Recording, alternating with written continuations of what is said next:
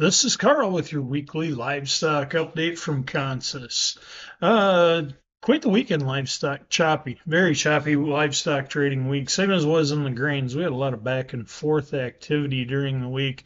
Cash driven, futures heavily cash driven this week, both the cattle and the hogs. Thing is, we saw a lot of the big jumps in the feeders this week.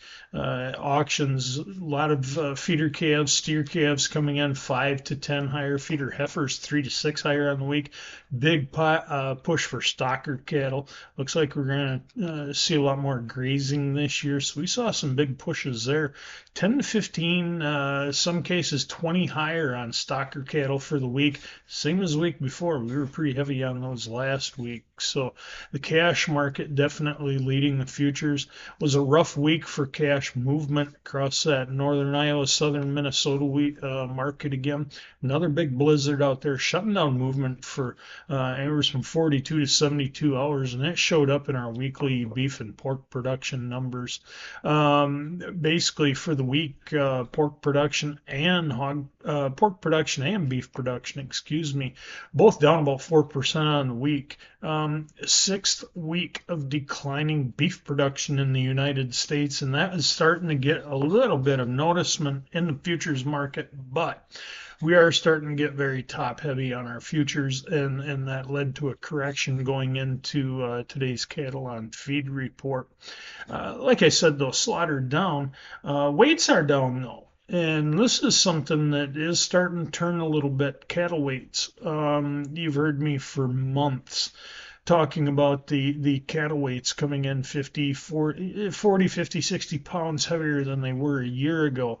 Started to see those back off, and now we're only about 30 to 40 pounds heavier than last year.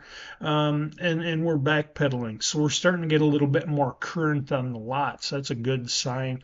So, we're starting to see things come around. We also have to look at the weights are steadily increasing. So we're still heavier than last year, but we were starting to build our weights last year at this time. So when you hear that, if I tell you we're only 30 pounds heavier than last year, you remember we were building last year. So cattle are still pretty heavy, but current. Current is the big word there. Feedlots holding current. That'll help us out a lot. It's also pushed back a little bit on some packer demand. A lot of uncertainty from the packer side and the retailer side as we head into the spring grilling season starting to kick off. We're going to see a little bit more demand here on the ground beef and the steaks heading into the spring and summer months. Roast demand backs up this time of the year. Big question though is what consumers can afford at the store. And that is, we're hearing from retailers that we're already seeing a little bit of an easing demand for the top ends, especially the top end cuts of beef or steaks. Pork's holding in there pretty good. The consumer demand, though, like I said, we'll be keeping an eye on that, as will everybody as we head through the next several weeks here. One good news, though, import-export tariffs not likely going to affect our red meats at all, so there's the good news there. One thing that did jump up this week, and this is a story we've kind of been watching here for several weeks. China's import regulations that were all approved when we made it through the phase one trade agreement. Basically, every packer, slaughterhouse, processing facility, feeder, you name it in the United States, were all approved to make imports into China. China very strict on their regulations and their quality, and they're very picky on who and where and when they buy beef and pork. So they had all these regulations. We were all approved. They've started to expire, and there was hundreds of them that had expired.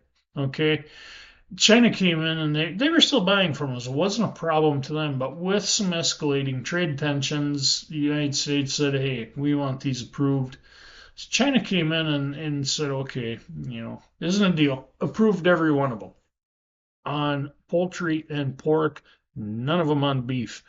That really soured beef trade here later in the week. We saw cattle futures back up a little bit yesterday, and today they backed up a little bit more.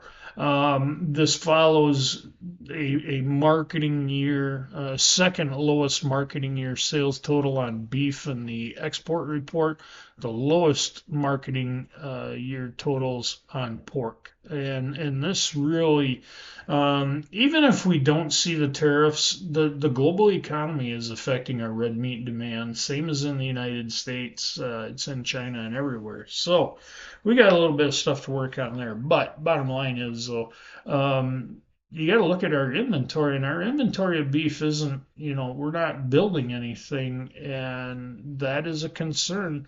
We don't need huge exports on beef. We want exports, but we don't need the huge ones. So we'll be watching demand there on a whole. Finally, here, Friday afternoon, we got the monthly cattle on feed report, and yes, I do have to read these to everybody. On feed total on March 1st, we were 98% of last year's cattle, pretty much as expected, 11.6 million head in the United States. Placements in February, here's a bullish one for us, 82%. Down 18% from last year at 1.55 million head. Trade was expecting 86%, so we were even worse than what trade was expecting as far as placements. Bigged up the disruptions to Mexican cattle coming across the border, a big reason for that in February. We also just have a short supply of feeder cattle, so there's the big reasons behind that low number. And marketing's coming in down 9% on the year. Trade was expecting them down 8 at 1.63 million heads. Bottom line is that report, cattle on feed report, yeah, and feed report number is neutral, but boy, the placements, there's a bullish number. We're already overextended on cattle to the upside. All I can tell you is if you're hedged, don't be afraid to roll those hedges up and capture them where we are and continue to either roll hedges up or make small scale hedges as we're in these values, but we're at contract highs. Hedging here is not this market will correct. Yeah, I would say stay hedged up. Don't risk it in this market on cattle. Hogs, we have some downside risk in hogs. Chinese demand, a little bit scary to me. And even if we don't see washouts and the tariffs subside with Canada and Mexico, we have strained our relationships there. Demand will be questionable going forward. That said, those are the top stories for this week. Thank you for your time.